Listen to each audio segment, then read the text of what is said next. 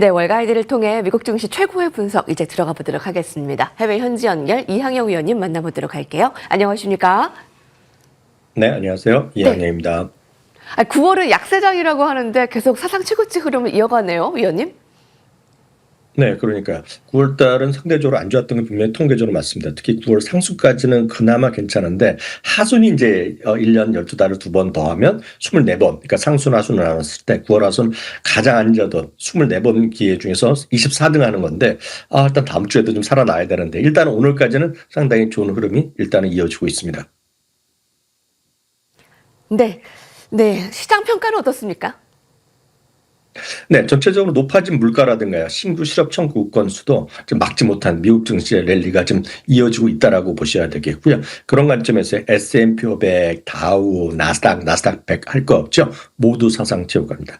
특히 S&P 500과 나스닥은요, 올해 들어서 벌써 24번째 사상 최고가를 기록하면서요, 역시 소비자 물가의 어려움도 오늘 일단 극복한 하루라고 일단은 간단하게 일단 먼저 정리해드릴 수 있을 것 같습니다. 네, 자, 그럼 이항영의 인사이트에서 자세히 살펴보겠습니다. 함께 주제 보시죠.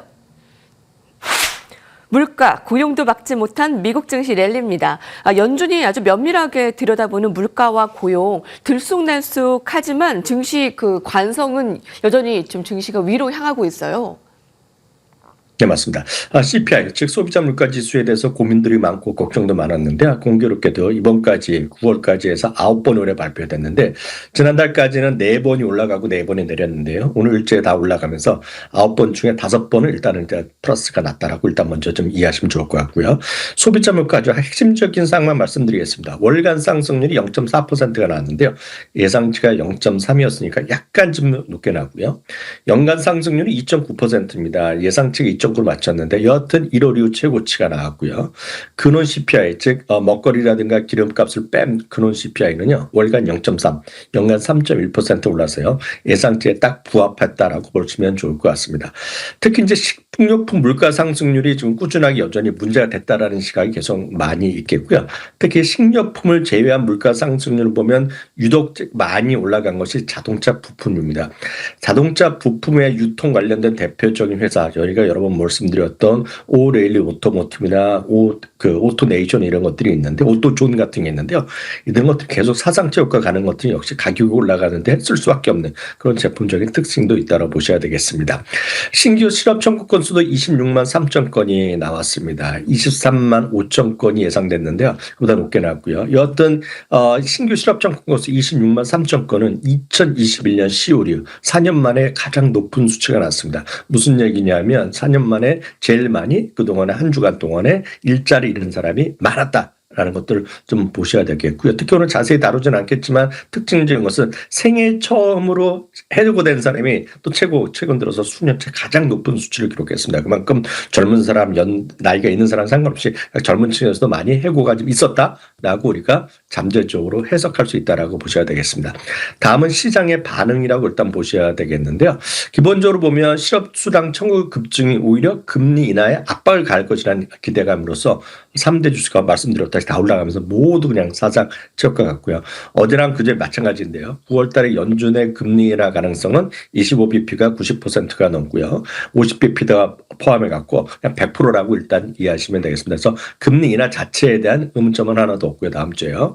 다만 올해 3번이나 4번이 하는 건데 일단은 3번까지 인하될 가능성이 훨씬 높아져 있다. 그러니까 전체적으로 70% 이상이 되는 사람들은 3번 내지 그 이상을 얘기하고 있다라고 보셔야 되겠습니다. 이렇게 보는 것은 지난번에 잭슨 미팅을 통해서 제롬 파월 의장이 물가보다는 노동시장의 급격한 둔화가 더 중심이다. 그렇기 때문에 지금 노동에 관한 것들이 인플레이션 우리보다 더 크다고 보셔야 되겠고 어차피 인플레이션은 연말까지 가서 연말 고점은 좀 낮아질 수 있다는 것이 일반적인 시각이라고 일단 이해하시면 되겠습니다. 다만 이제 전문가들의 시각이 약간 이제 갈릴 수 있습니다. 대부분 이제 약간 금리 인하라든가 인플레에 대해서 낙관적인 상황이 많은데요. 낙관적인 의견을 보면 레이건 캐피탈에서 보면 현재 인플레이션은 비교적 안정적이라는 얘기를 하고 있고 노동시장 약화에 집중할 유연성, 그러니까 결국 금리가 내릴 가능성, 그렇기 때문에 결국 주가는 안정될 수 있다는 얘기를 하고 있는 반면에 지금 인플레이션이 이런 것들이 단기적 현상이 아닐 수 있다. 이런 것들은 제이미 다이먼 회장도 집중적으로 얘기하는 부분이 되겠는데요.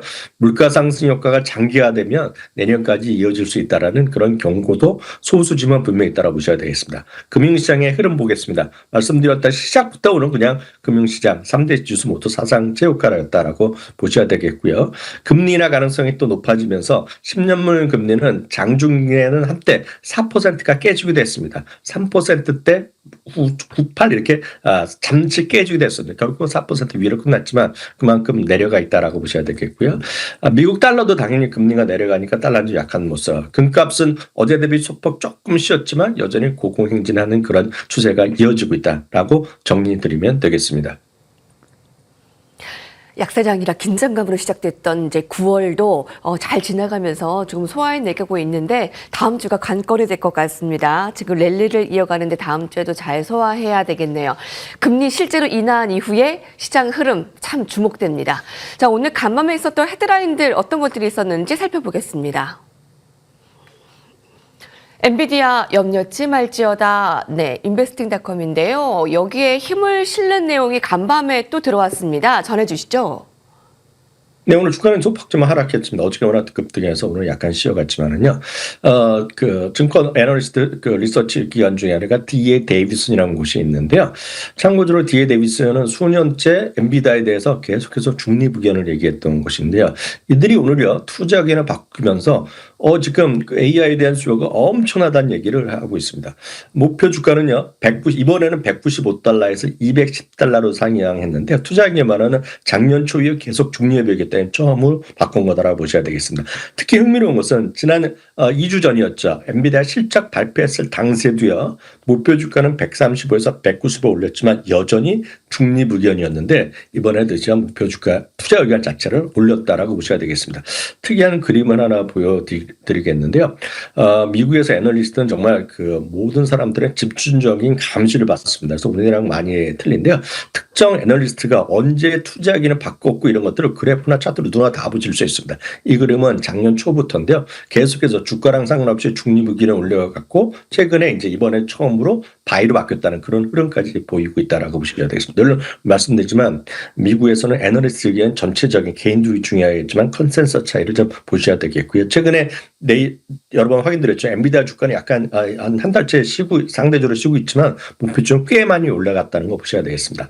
앞서도 잠깐 말씀드렸다시피 AI 컴퓨팅 수요가 압도적인 성장이라는 표현을 썼습니다. 그래서 엔비디아에 대한 자신이 갖고 있던 모든 의견을 상쇄할 수밖에 없다라고 아주 강하게 투자 의견을 바꿨다라고 보셔야 되겠고 여기에는 말씀드렸다시피 AI의 컴퓨팅에 대한 수요 그리고 노동 자체를 혁신시키는 정말 거대한 패러다임의 변화라고 얘기하고 있겠고요. 장기 성장성 이들에 따르면 최소 2년 동안은 고성장을 계속할 가능성이 크다라고 보고 있습니다. 참고적으로 하나 말씀드리면 강력 매수가 나와 있습니다. 그래서 실적 발표하기 전과 후에 목표 주가 평균이 10달러 정도 올라갔다. 계속 말씀드리지만 주가는 쉴 수 있고 부침을 걸 수 있지만 목표 주가 올라가서 다이버전스가 나올 때는 주식은 여전히 갖고 가는 것이 미국 주식은 맞다 이렇게 말씀드릴 수 있겠습니다. 네, 잘 살펴봤고요. 지금 시청자님들의 의견들도 감사드립니다. 이학영 의원님 늘 강조하시는 항상 강조하는 S&P나 또 나스닥 100 진짜 잘 가네요. 네, 방송용이 아닐 수 있겠는데 수익률 기절각. 네, 이런 의견도 좋습니다. 네, 감사드리고요. 자, 밸런스 살펴보겠습니다. 마이크론 깜짝 주가. 네. 말씀해 주시죠. 네. 네, 그 마이크론 테크놀로지 잠깐 말씀드리겠습니다. 앞선 코너에도 잠깐 말씀드렸는데요. 아직 실적 발표가 안 한 특이한 주식 중에 하나입니다. 23일 날이니까 다음 주 실적 발표하는데요. 특이합니다. 깜짝 가이던스가 나올 것이라는 얘기를 하고 있습니다. 어떤 거냐면 자기가 예상했던 그 업계의 컨센서스가 있는데요. 이거보다 20% 이상 훨씬 좋게 이번에 실적을 발표할 가능성이 크다라고 얘기하면서요. 실적 발표하기 전에 이렇게 목표 주가를 바꾸기가 쉽지 않거든요. 근데 목표 주가를 150에서 175달러까지 올라놨고요. 컨센서스보다 26% 높게 나올 가능성이 크다라고 있겠고요. 그러다 보니 전체적으로 올해 내년까지의 전망 자체를 올릴 수 있다라고 보셔야 되겠습니다. 참고적으로요. 42명의 애널리스트가 현재 얘기를 분석을 하고 있는데 이 중에서 36명이 매수 내지 강력 매수를 얘기하고 있겠고요. 물론 제일 높게 보는 사람들은 185달러 뭐 그 이상도 보고 있는데 기본적으로 보면 최근에 앞선 코너에도 충분히 언급이 됐고 설명이 됐었지만 저희 반도체 특히 AI와 관련된 칩들 그러니까 여기뿐만이 아니라 뭐 SK하이닉스도 그럴 수 있겠고요. 특히 TSMC에 대해서 강력 매수 의견이 워낙 많이 나오고 있습니다. 그래서 이쪽에 대한 큰 틀에 여러분들 관심을 여전히 유지하셔야 될 것 같고요. 저도 이제 채팅창을 지금 봤는데 S&P 500 나스닥 진짜 잘 간다고 말씀하시는데 저는 뭐 누가 잘난 이런 거 접근하지 마시고 주식은 아주 간단합니다. 이익이 증가하는 곳에 돈을 벌 기회가 있는데요. 최근 들어서 여러 가지 이슈가 있고 뭐 그 CPI도 있고 뭐 고용 시장도 다 있지만 주가 올라간 이유는 누가 뭐래도 딱 하나입니다. S&P 500도 S&P 500이지만 러셀 2000의 이익 전망이 올해보다요. 내년에 이익 증가율이 더 높다. 이게 키포인트라. 이것만 보시면 S&P 500이 됐건 나스닥이 됐건 여러분들 갖고 가시는데 좀 마음 편하게 갖고 가셔도 된다. 이렇게 말씀드릴 수 있습니다. 네. 네, 미국 시장은 이렇게 마음 편하게 조금 분석들 이렇게 함께하고 있습니다. 이번 주는 왜 오라클이 미국 시장에 활력을 넣어줬잖아요. 그 다음 타자가 AMD와 마이크론이 될 것이다라는 분석도 있었고요. 오늘 마이크론이 7% 급등했습니다. 그래서 마이크론 오늘의 주인공 살펴봤고요. 자, 마지막 헤드라인 이어가 보겠습니다. CNBC가 보도했습니다. 기능성 음료 주가가 이 정도나 올랐다고? 예, 반년 만에 주가가요. 무려 세 자릿수가 폭등했는데요. 세 자릿수의 폭등, 어떤 종목인가요? 여러분들 이제 음료 보통 마실 때 보면 이제 소다라고 하지 않습니까? 콜라라든가 무슨 뭐 사이다 이런 것들이요. 이런 것들이 수요가 꽤 좀 줄어들고 있습니다. 증가율 자체가 좀 둔화되고 있는 것이 하나의 현실이 되고 있고 또 하나 이제 미국 시장, 뭐 서양도 유럽도 마찬가지인데 맥주 수요가 좀 줄어들고 있습니다. 왜 그런지 모르겠지만 어찌됐건 사회적 트렌드가 되겠는데요. 꾸준하게 유일하게 먹거리가 음료 시장에서 커지는 것이 소위 이제 스포츠 음료, 이온 음료 뭐 이런 것들이라고 얘기하고 있는데요. 그 중에 하나가 이제 셀시어스가 이 브랜드 아시는 분 많으실 것 같습니다. 우리나라도 많이 팔고 있으니까요. 이쪽에 대해서 의견을 좋게 얘기하는 사람이 워낙 막 주가는 엄청 많이 올라갔는데요. 이번에 골드만삭스가 새롭게 이 셀시어스를 커버를 시작했습니다. 그래서 매수 의견을 얘기하고 있겠고요. 목표 주가를 72달러를 제시했습니다. 상당히 높습니다. 현재 주가 대비 거의 30% 정도 상승 여력을 갖고 있는데 기본적으로 보면 매출 성장이라든가 이익의 증가 계속 말씀드리지만 성장 스토리의 가장 방점을 찍는 것이 미국 주식의 처음이자 끝이라고 보셔야 되겠고요. 말씀드렸다시피 스포츠 드링크나 에너지 드링크 뭐라고 표현하는 날에 올해 12% 성장이 예상되고 있습니다. 참고적으로 맥주는 지금 역성장 얘기까지 나오고 있거든요. 이런 것들이 결국 시장의 핵심적인 요인이 되겠고요. 상대적으로 워낙 좀 먼저 들어간 거가 몬스터 베버리지나 레드불 아닙니까? 근데 이들로부터 점유율을 빼앗고 있다. 라는 얘기를 하고 있겠고요. 전체 미국 에너지 드링크 시장 점유율이 17.3% 분명히 1등은 아닌데 이쪽 시장을 많이 늘려나고 있는 그런 기업이라고 보셔야 되겠습니다. 이거는 소비재 제품이기 때문에 이런 음료 좋아하시는 분들 입장에서 특히 젊은 분들 운동 많이 하시면서 콜라나 맥주보다 딱 스포츠 음료 좋아하시는 분들이라면 충분히 스타디아 볼 가치가 있고 그런 관점에서 골드만삭스 한번 자료 검토해 보시기 바랍니다. 네, 오늘 실시간으로 또 종목 한 가지 여쭤보려고 하는데요. 그러니까 테슬라가 한 6% 급등했잖아요. 그 부분은 좀 어떻게 살펴보셨나요? 기본적으로 테슬라에 대해서는 저희가 뭐 거의 일주일에 한두 번씩 꼭 말씀드리고 있는데 분명히 하나 말씀드릴 수 있는 것은 일론 머스크에 대한 선호도가 있고요. 테슬라 자동차에 대한 선호도가 있는데 기본적으로 일론 머스크에 대한 지지율은 많이 줄어드는 게 사실입니다. 그렇지만 그거를 극복하고 갖고 가는 사람들의 입장에서 보면 테슬라 자동차의 판매 대수보다는 어제도 말씀드렸다시피 로보택시라든가요. 그리고 옵티머스에 대한 기대감이거든요. 그렇게 보는 사람들이 좀 워낙 싼 거죠. 왜냐하면 주가 시가총이 앞으로 5조 6조 간다고 얘기하니까. 그렇기 때문에 이거는 하루하루 보는 분들 입장에서 맞지 않는 주제라 좀 단연코 말씀드릴 수 있겠고요. 정말 일론 머스크를 포함해서 테슬라가 꿈꾸는 옵티머스, 로봇 시장, 자율주행 이런 거에 대한 관심이 있다 그러면 전 뭐 여전히 긍정적인 시각도 유지 가능하다 이렇게 말씀드릴 수 있습니다. 다만 맥세븐 중에서 제가 봤을 때 테슬라를 이길 변동성 큰 지식은 상당 기간 있지 않을 것 같습니다. 네, 월가이드 함께했습니다. 오늘 말씀 감사합니다. 네, 감사합니다.